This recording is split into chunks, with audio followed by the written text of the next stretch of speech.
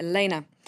Now, we were, of course, talking a lot about the G20 in this bulletin. What are the papers making of that, then? Hello again, Claire. Europe's ultimatum to Greece: put up or get out. That's the headline of today's Independent. They say the idea of Greece possibly leaving the euro is more likely than ever now, and that even the country could run out of money as soon as the end of next week, now that the next slice of money that it's meant to be getting from the EU is dependent on the outcome of that referendum.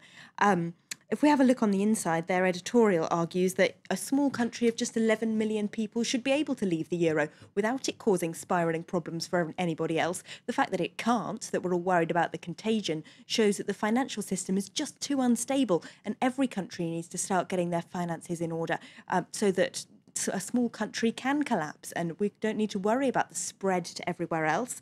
They've got a nice double-page spread in the inside of here as well, called the Cannes Debt Festival. Of course, the city of Cannes, a great deal more famous for another kind of festival held in May every year, but on that spread then they're profiling the main leaders who are going to be there, or the stars of the show as they would put it, and talking about what consequences a Greek default could have for any one of those countries. And if we look at their cartoon, also they show just how dangerous the Greek collapse could be for the rest of the Eurozone. It shows George Papandreou sort of inserting a skewer into his head and aiming it in the direction of Silvio Berlusconi, Angela Merkel and Nicolas Sarkozy, saying one false move and the kebab gets it.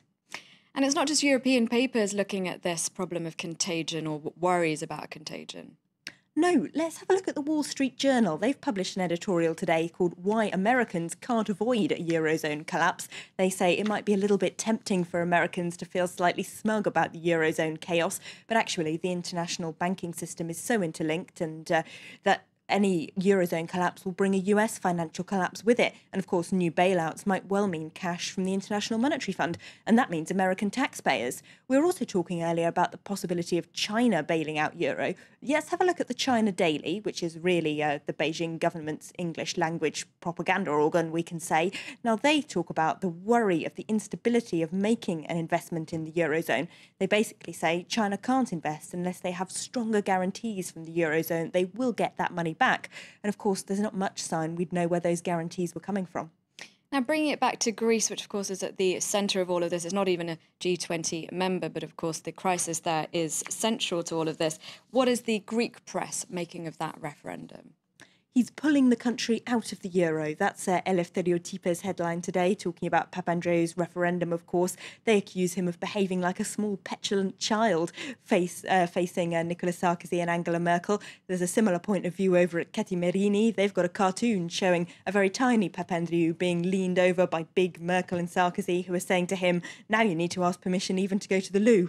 So they definitely feel a bit dominated now. Moving on to something entirely different. Yesterday we were talking about that attack on the Charlie Hebdo offices here in Paris, and that's making headlines in international newspapers as well.